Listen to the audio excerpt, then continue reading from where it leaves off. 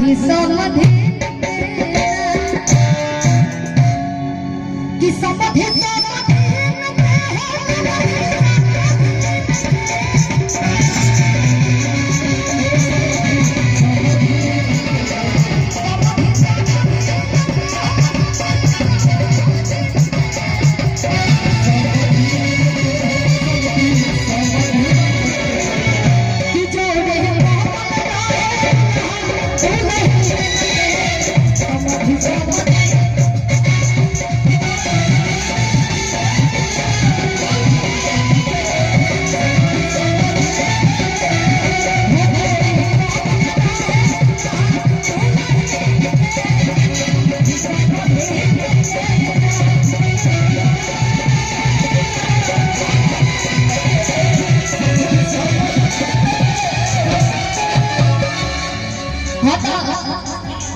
जोड़ी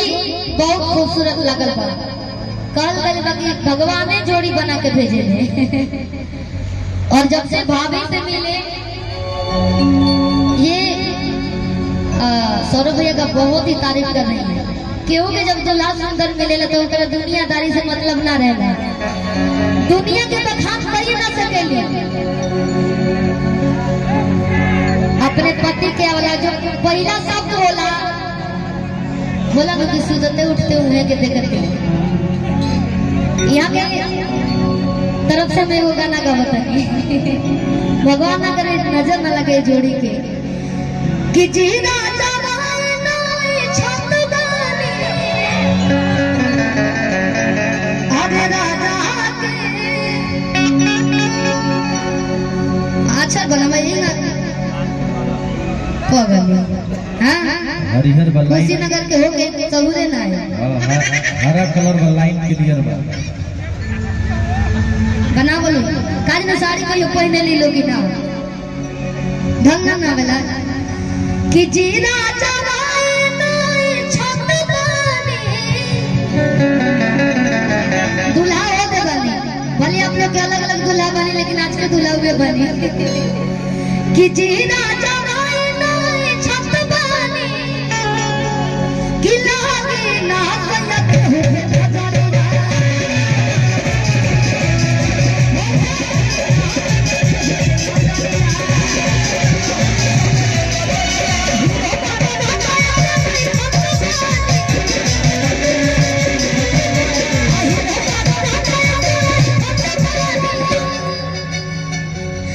देखिए चाहे मेहरारू के सुंदर मिल जाओ तो आदमी डेरा मैंने दूल्हा डेरा कि भाई हमारे मेहरारू के केहू पसंद ना करे असही मेहरारू लोग डेरा ला अरे हीरो बाबा राजा ऐसे ठोक बानी कि सब है साथ